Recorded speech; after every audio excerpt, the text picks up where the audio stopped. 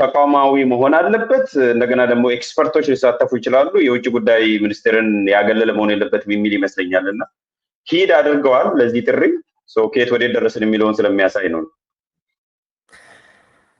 በዛ ጊዜ የደረሰብኝና ውግዘትና መገለል ብነግርህ አንዳንዱ አልሄድበትም።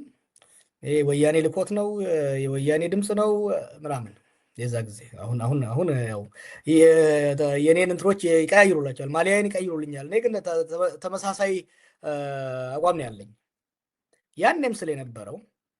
ምክንያቱም ይህን ጨዋታ ከዚህ በፊት ስላየ ነው እንዳንደግመው ነው። ያኔ ምንድን ነበር ያልኩት? አንዱ ተቋማዊ መሆን አለበት። ሌላም ምድል ላይ ዋልታ ላይ ነው አሁን አንስቶታል እንጂ ህወሓትን ያገለለ ድርድር በኢትዮጵያና ኤርትራ መካከል ሰላም ሊያመጣ አይችልም ስል ነበር ያኔ። ምክንያቱም አንደኛ የመጀመሪያውን ግጭት የነበረው በሻዕቢያና በህወሓት መካከል የተፈጠረው ከዛም ወደ ሀገር ያደገው። ሁለተኛ ትግራይ ድንበር ነች። የድንበር ግጭት የድንበሩ የትግራይ ክልል ነው ድንበር ነው ያለው። ትግራይን ተራምደን ሰላም ማምጣት አንችልም ነበር ያኔ ስለ ነበረው።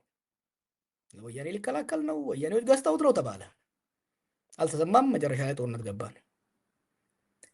የዛሬ 4 ዓመት ከእስር ቤት ስወጣ እና ከዛ በኋላ ከፕሪቶሪያ ስምምነት ገና ሳይፈረም ውስጡን ሲበስል ከኋላ ከሚሳተፉ ሰዎች ውስጥ አንዱ ነበርኩ። ያኔ ለውጭ ዲፕሎማቶቹም ለኢትዮጵያ መንግስት ሰዎችም ስወተውት የነበረው በኋላ ላይ በሚዲያ የተናገርኩት ምንድን ነው? ኤርትራና የአማራ ኃይሎችን ያገለለ ከሆነ የሚመጥለው ስምምነት ሌላ የጦርነት ድግስ እንጂ ዘላቂ ሰላም አያመጣም ስል ነበር። ቀረ ታዲያ እንዴ? ያኔ ጊዜ አብይ አምታታ ነበር ያኔ። አንዴ አይ ከኤርትራዎች ጋር ተወያይተን ተስማምተናል። አሁን ባለው ምንድን ነው ያለው? ከትግራይ ጋር ተስማማው ነው ከታለው አለ። ያኔ ምን ነበር ሲል የነበረው? ኖ ፕሬዝዳንት ኢሳያስን አናግሬዋለሁ ሂስ ፉሊ ኦን ቦርድ እያለ ፈረንጆቹ ሸወዷቸው። ፈረንጆቹም ከነበራቸው በኤርትራ ላይ ካላቸው አቋም አንጻር አልፈለጉትም። እኔ ግን የሀገሬና የህዝቤ ፕራይመሪሊ ሰላም አስፈላጊ ስለሆነ ዛሬ አይደለም መረጋችን ላይ በኢትዮጵያና ኤርትራ ጉዳይ ላይ መሳተፍ የጀመርኩት። ስታንፎርድ እየተማርኩ አይ ቲንክ ሶፍትመር ነው ጁኒየር 2-3 ዓመት እያለሁ የኢትዮ ኤርትራን ፍሬንድሺፕ ባለፈው የሆነ የለጠፍኩት ወረቀት ነበር። ፍሬንድሺፕ የሚባል ሳንዶዚ አካባቢ የተዘጋጀ ነበረ። ያኔ የሳተፍኩ ሳደርግ የነበረው የዛሬ 20 ምናምን ዓመት ማለት ነው። I was pleading with people በኢትዮጵያና በኤርትራ መካከል ዘላቂ ሰላም መምጣት አለበት። ለዚህ ደግሞ የፖለቲካ ኃይሎችን ያገለለ መሆን የለበትም። ድርድሩ ደግሞ ጊዜያዊ የስልጣን መቆናጠጫ ወይም የስልጣን ማቆያ መሆን የለበትም ብዬ ከራከር ነበር ያኔ ባለ ጎፈሬ እያለሁ ማለት ነው። አሁንም ቢሆን የኤርትራ ምናምን የሚሉት እኔ ለህዝቤና ለሀገሬ ይጠቅማል ብዬ የማስበውን ሁሌም እናገራለሁ፣ ሁሌም እጽፋለሁ፣ ሁሌም እከራከራለሁ። ወዛይ ሮንግ ቻሌንጅ ማድረግ ፈልገው እናንተ ሚዲያ ላይ ያላችሁትን ያኔ የተናገርኩት ስህተት ነበረ ወይስ አሁን እየተናገርኩ ያለው ስህተት ነበረ? አሁንስ ቢሆን አንድ ነገር እውነት እንናገር። ጠባጫሪው ማን ነው? አሁን ሪጋርድለስ ኦፍ በኤርትራ ላይ ያለው ሰው ያለው አቋም በታሪክ ባለን ጦርነት እንዳለው ነው።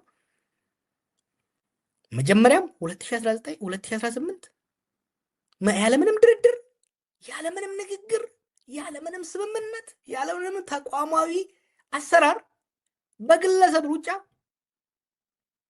ማዕቀብ እንዲነሳ ድንበር እንዲከፈት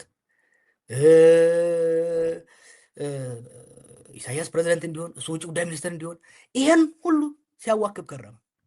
ይሄ ወከባ ችግር ይፈጥራል። ለራሱ በግሉ ተነግሮ ነበር። ያኔም ለማን ለጠቅላይ ሚኒስትሩ ታዲያስ ለጠቅላይ ሚኒስትሩም ለጊዜው የነበረው ውጭ ጉዳይ ሚኒስትርም ለሚሊተሪ ሰዎችም I was screaming። እኔ ብቻ አይደለም መነግራችን ላይ አይከል ለምሳሌ ኦቦሌንጆ በተከታታይ ይሄ ነገር እርጋታ ያስፈልገዋል፣ ይሄ ነገር በጥንቃቄ መሄድ አለበት።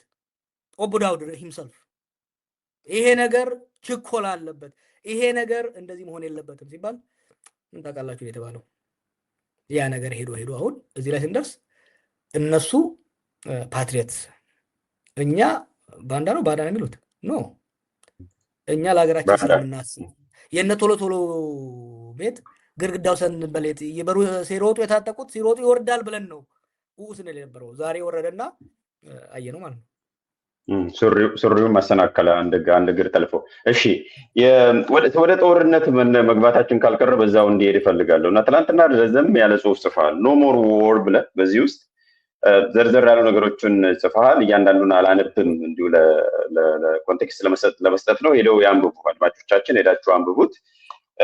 እኔ መጠየቅ የምፈልገው ይሄ ጉዳይ ጀዋር ትንታኔ ነው ወይስ የመጨረሻ ኑዛዜ ነው? ከዛን ጀምር፣ ገና ወደ ይዘቱ ሳንገባ ኑዛዜ ነው ወይስ ትንታኔ ነው? አሁን ላይ ጦርነቱ አይቀሬ ነው የሚል ድምዳሜ ላይ ስለደረስኩ ነገ መካካድ እንዳይመጣ I just wrote it for a record ወክ እያረኩ ነበር። እንዳውም በድምጽ ሪኮርድ አድርጌው ነው ከዛ በኋላ የጻፍኩት። የመካካድ እንዳይመጣ ለታሪክ እንዲቀመጥ ነው። ለታሪክ እንዲቀመጥ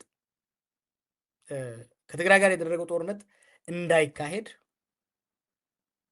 ያው ወደ ኋላ ያኔ ሁሉም ሙከራ ላይ ስለነበረ እንጂ የዛ ጊዜ ብዙ ሙከራ አደረግን፣ አልተሳካም፣ ገባንበት። ኦሮሚያ ውስጥ እንደውም ከዛ ጋር ኦሮሚያ ውስጥ ያለው ጦርነት እንዳይካሄድ አብይ ስልጣን እንደያዘ ዳውድም ለናብይም ጀነራል ሰዓረ ነፍሱ ይማረው በዛ ጊዜ ነበረ፣ ጀነራል ብርሃኑ ጁላ ነበረ፣ ዘይኑ ፌደራል ላይ ነበረ።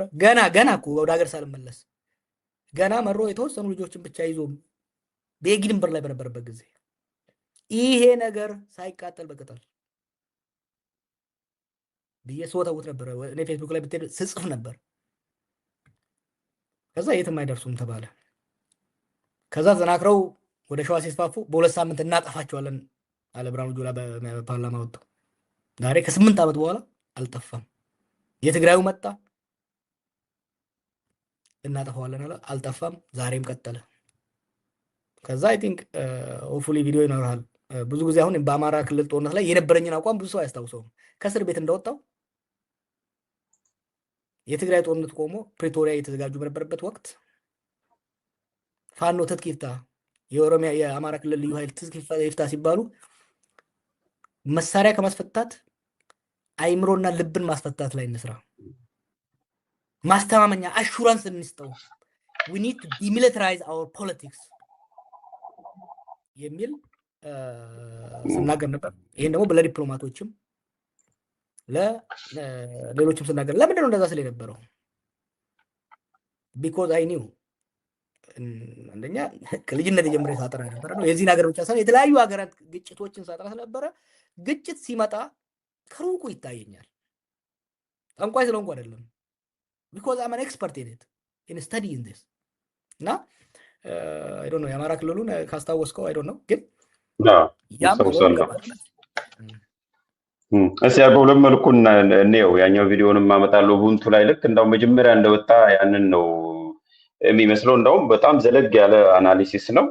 ቪዲዮውንም እንትን አደርጋለሁ አጋራቸዋለሁ ሙሉ እንዲያዳምጡ፣ ግን ትንሽ አሰማለሁ። ግን በሌላ መልኩ ጀዋር አማራን በአማራነቱ ተደራጅቶ እንዲታገል ማድረጋችን ትልቁ ስኬት ነው የሚለው ነገር ለሱ ሪግሬት አደርጋለሁ። ከዚህ በፊትም በሌላ መልኩ ጠይቄ ነበር። አማራ ናሽናሊዝም ራሱ በደንብ እንዲግልና ኦቨሪት እንዲያደርግ የራስ አስተዋጽኦ የለህም ወይ እንደ ግለሰብም እንደ ቡድንም? ይሄ ሁሉ እርስ በራሱ የቱ ጋ ነው ፌር ሼር የምትወስደው የራሱ ነው? አሁን ዛሬ ላይ ሆነ ሪግሬት አደርጋለሁ መጀመሪያ ወይስ አንተ በፈለግከው መልኩ አልሆነም? ምንድን ነው ችግሩ? አማራ እንደ አማራነቱ ቢታገል ኦሮሞ እኮ እንደ ኦሮሞነቱ የታገለው ስለተጨቆነ ነው። ትግራይም ስለተጨቆነ ነው። ስለዚህ አማራን የሚጨቁን ስርዓት ካለ የአማራ ኃይል የአማራ ህዝብ መታገል መብቱ ነው። እኔ what works for Oromos has to work for everybody። ለራሴ ብቻ ብዬ ለኔ የምለውን ለሌላ ሰው የምነፍግበት ሁኔታ ፈጽሞ መምጣት የለበትም። ኢትዮጵያ የሁላችን ነች። አንዱን አግልላ አንዱን የምታቀፍ ኢትዮጵያ፣ አንዱን ጉያዋ አንዱን ከአጥር ውጭ የምታስቀምጥ ኢትዮጵያ ዘላቂያዊ ሰላም ሊኖራት አይችልም። ዴርፎር የተጨቆነ ህዝብ በጾታ ከተጨቆነ በጾታ መታከል አለበት፣ መብቱ ነው፣ ትክክለኛው ነው። በብሔር ከተጨቆነ በብሔር ይታገላል። አይ ሰው በብሔር አይታገል የሚል ኃይል ካለ የብሔር ጭቆናን ማስቀረት አለበት። እኩልነትና ፍትሃዊነት እንዲሰፍን መታገል መቻል አለበት። አማራ በአማራነቱ እንዳይታገል የሚፈልግ ኦሮሞ ካለ በአማራ ላይ በአማራነት ላይ በአማራ ክልል ላይ በአማራ ህዝብ ላይ የሚደርስ በማንም ስም ይሁን ጭቆና መቃወም አለበት። እኔ ለኦሮሞ ህዝብ እኮ የታገልኩት ከአያቴ ጀምሮ ትግሉ ሲገባ ነው። እንደ ብሔር ጭቆና ስለነበረ ታገል ነው። ዛሬ እና አብይ በኦሮሞ ስም ያኔ አማራ ህዝብ አይደለም የጨቆነን ከአማራ መካከል ወይ ከትግራይ መካከል በልክ እና አብይ ዛሬ እንደወጡት የወጣ ጉጀሌ ህዝብ ጨቁኗል። ዛሬ እና አብይ ሰሞኑን አይተሃል ወለጋ ላይ ሄዶ የሚያወራው ዛሬ እነሱ በኦሮሞ ህዝብ ስም የአማራን ህዝብ ሲጨቁኑ የአማራ ህዝብ በአማራነቱ አይታገል ማለት that is to negate the principle that brought me to politics at first time። ማንዴላ እኮ የተናገረው ነገር አለ። እኔ የታገልኩት ለጥቁር ህዝብ ዳይሬክትሊ ኮት ማድረግ ባላስታውስም እኔ የታገልኩት የጥቁር ህዝብ ከጭቆና እንዲወጣ እንጂ ከጥቁር የሚወጣ ጉጀሌ ደግሞ ሌላው ነጩን እንዲጨቁን አይደለም ብሏል። ሌላው እንዲጨቁን አይደለም። therefore እኛም ጋር መሆን ያለበት ፍትህ የሰፈነባት እኩልነት የሰፈነባት ኢትዮጵያ የምንፈልግ ከሆነ ሰዎች በማንነታቸው እንዳይታገሉ የምንፈልግ ከሆነ በማንነት ላይ የተነሳ ጭቆና እንዳይኖር መገለጥ እንዳይኖር ድምፁን ከፍ አድርጎ መናገር ያስፈልጋል ማለት